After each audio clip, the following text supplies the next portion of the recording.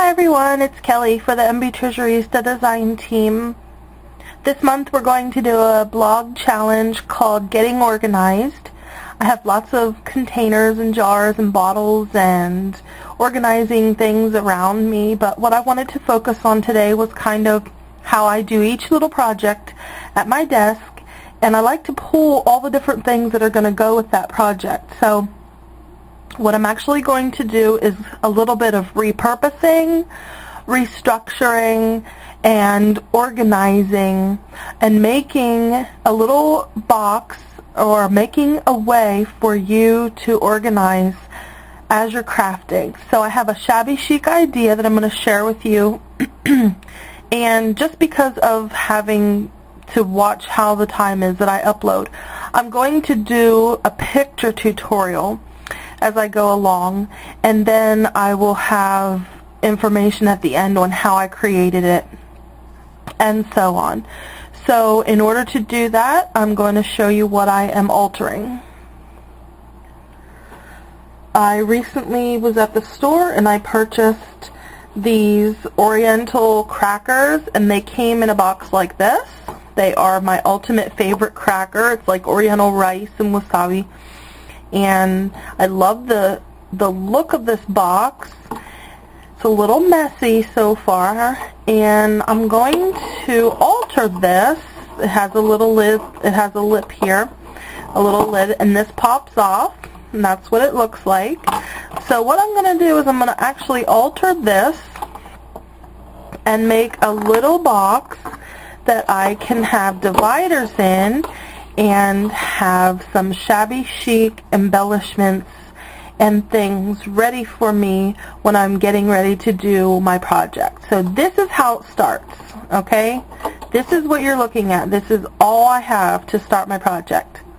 So I'm going to go ahead and get started, and I will pick my papers and items and things, and then I will show you, and I'll be right back, and you can see how I'm going to construct it. Okay.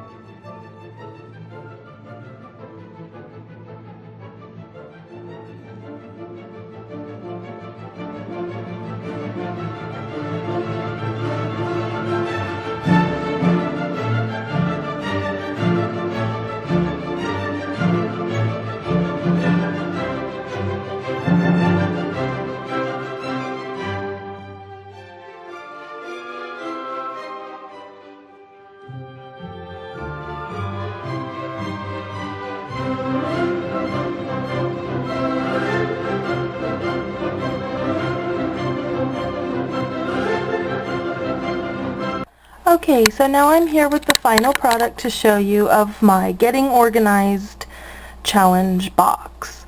So you saw what I started off with. It was just a small plastic box that had some snack items in that I used. And if you watched the entire video, you saw the picture process of how I created this. And the bottom I left pretty simple. I did modeling paste technique around the bottom because I wanted it to be really sort of grungy and texture and dimensional, and so that's how the bottom looks. And the only problem that I'm having is it's not quite dry and it's cracking off. It could be the modeling paste that I got. I'm not very good at mixed media yet, and so I need to check into my mediums and find out, you know, what's happening there. Then I have the paper that I used was from Webster's Pages, and then I added this beige box pleated trim in crocheted lace from Treasurista, and then I added a little bit of this heart drop pearl lace in the mint green, and I only had a little bit, so I only did the front. And I think I'll probably add a flower on the front or something. I just didn't get to do that. Maybe a little like if I add a flower on the front. I don't know. Anyways, so I'm going to take the top. I left the lip on here. There's a little bit of a lip. I left that on to be able to pull this off. Now watch me not be able to do it. Okay, it's a little bit tough, but it works. So anyways, I covered the top of the box lid in the paper, and it says "Together Always," and it's a really beautiful paper that had this natural floral, and then just a really pretty bright colors with orange hues and pinks, and then the dark greens. And so I went around the outside of the box in modeling paste, and then I added, well, I fussy cut some papers, but you can't really see them anymore, and then I started adding the butterflies here. I fussy cut those out of the paper collection, and I added this little butterfly here.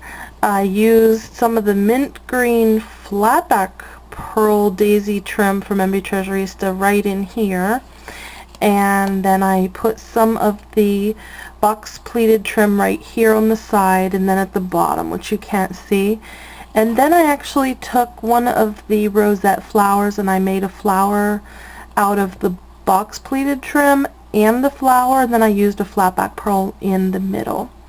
I used some of the paper collection as well to curl some of the pages and just adhere them up at the top, and then this, and then down here is a doily trim. Let me see if I can find it. It's from Treasurista.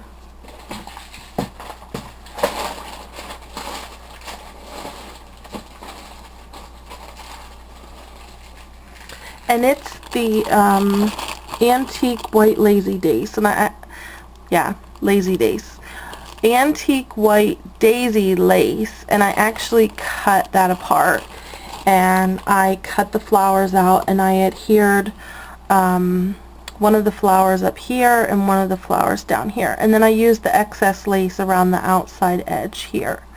And then I added some flowers.